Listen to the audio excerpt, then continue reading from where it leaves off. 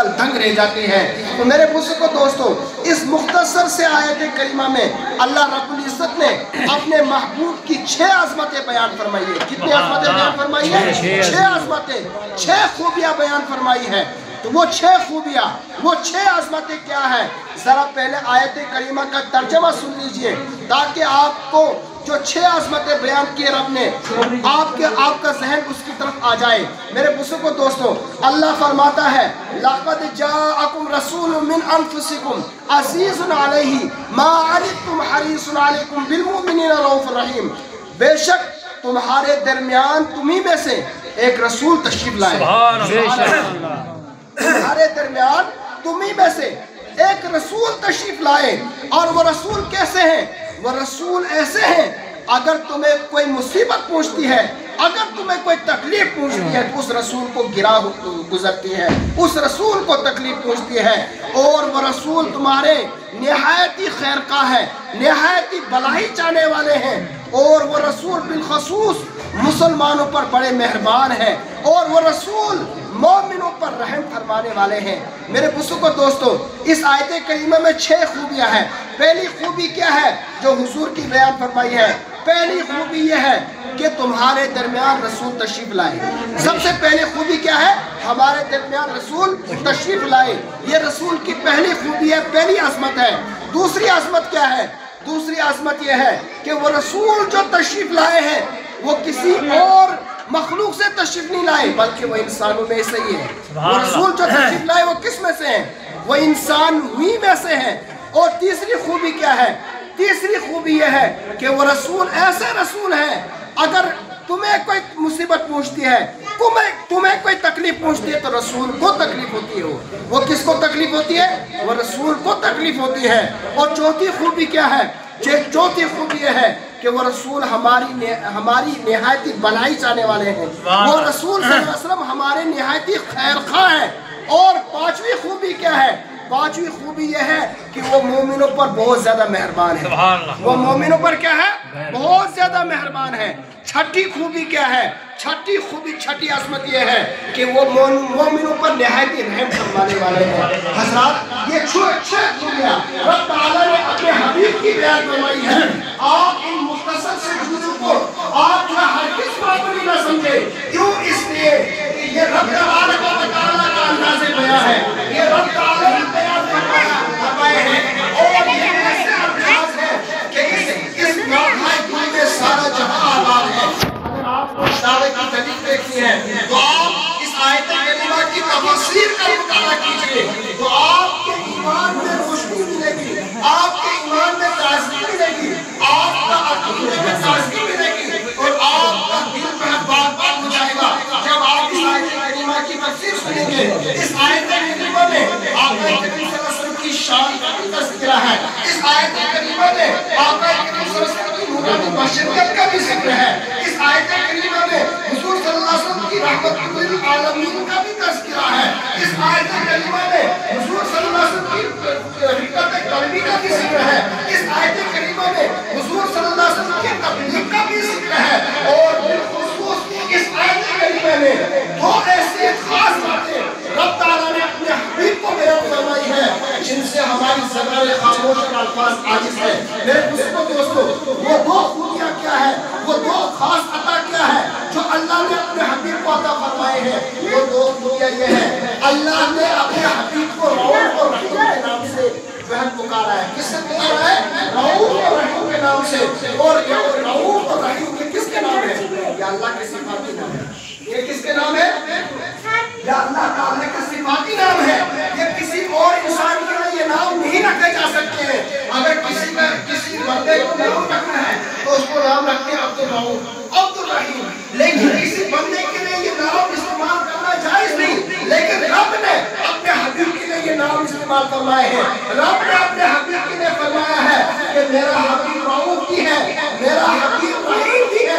اگر ہم میں سے یا ہم اپنے حبیب کو رحیم یا رؤوف کہتے ہیں تو بہت سارے یہ پتہ لگاتے شرک کا چھوڑ کے بغیر نہیں بیٹھ سکتے۔ تم نے رب اور رحیم کو یعنی اللہ تعالیٰ کو اور اپنے محبوب کو آپس میں ملا لیا، لیکن رب تعالیٰ نے جب خود ہی اپنے محبوب کو رحیم اور رؤوف کہہ کر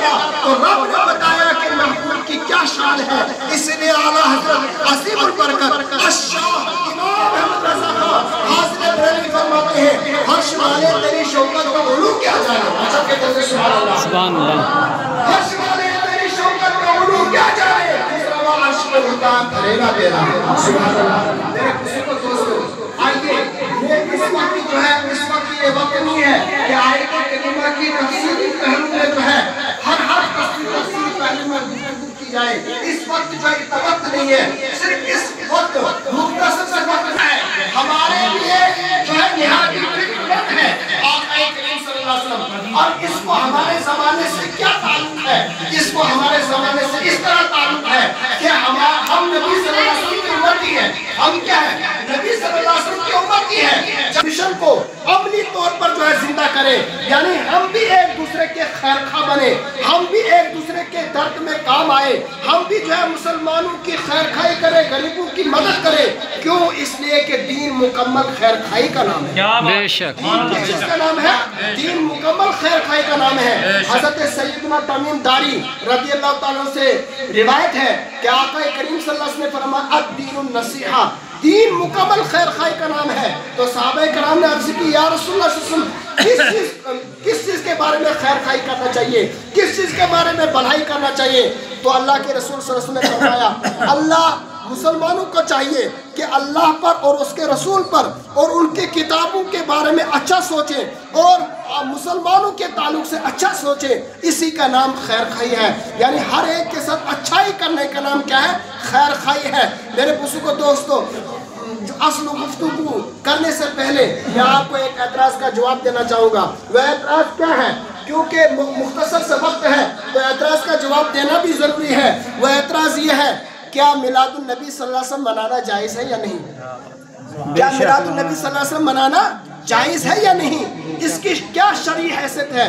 क्योंकि जैसे ही ये मिलादुन नबी का महीना शुरू होता है, जैसे ही ये रबीउल अव्वल का महीना शुरू होता है, फौरन एतराज़ात के सिलसिले भी शुरू हो जाते हैं। सोशल मीडिया पर एतराज़ात के सिलसिले शुरू हो जाते हैं कि मिलादुन नबी मनाना जायज़ नहीं है। मेरे बुजुर्गों दोस्तों, ये तो हमारे लिए बहुत बड़ी हिरमा नसीबी है, हमारे ज़माने के लिए एक बदनसीबी है कि हमारे ज़माने में इस तरह एतराज़ होता है कि मिलादुन नबी मनाना चाहिए या नहीं मनाना चाहिए।